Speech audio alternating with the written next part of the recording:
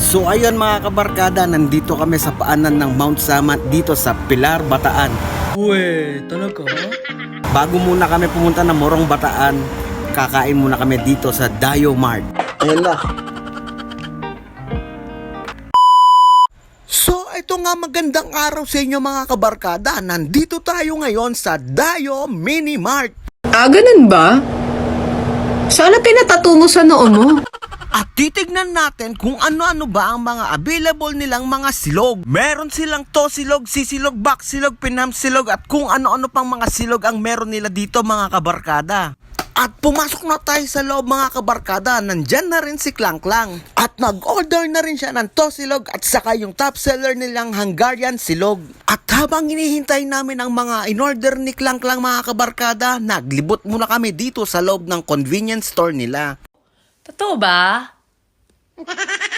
At sa paglilibot namin sa store nila mga kabarkada, medyo may kahawig na mga convenience store.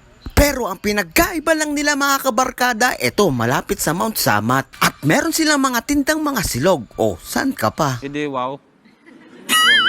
At meron din silang tindang mga beauty products na wala yung malalaking convenience store. At pagkatapos namin malibot yung store nila mga kabarkada, pinakubakunan ng inumin si Klang Klang.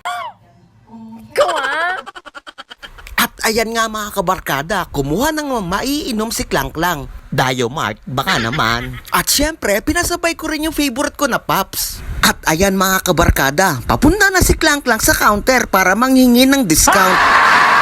Joke lang po! At eto nga, bumalik na ako sa pwesto namin. At habang nagkukwentuhan kami ni Klang Klang mga kabarkada kung may pambayad ba kami sa kakainin namin, Ay, psst! Hoy, bad yun ha? bigla naman dumating yung order namin. At sabi pa nga ni Klang Klang mga kabarkada, mukhang masarap pa daw yung in-order ko. At sabi ko naman sa kanya, syempre, yan yung top seller nila dito na Hungarian silog. Oh my God! Wow! At nung naghahanda na kami para kumain mga kabarkada, may napansin si Klang Klang. Ano? At yung napansin ni Klang Klang mga kabarkada, etong Cocos Food Hub. Shoutout po pala sa inyo. At ayan mga kabarkada, flex ko sa inyo yung Hungarian silog nila at yung tosilog nila.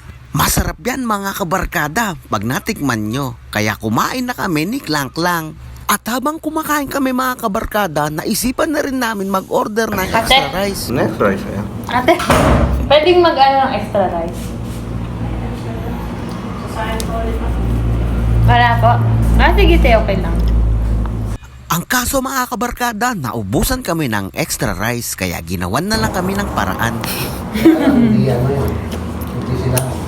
Okay lang po.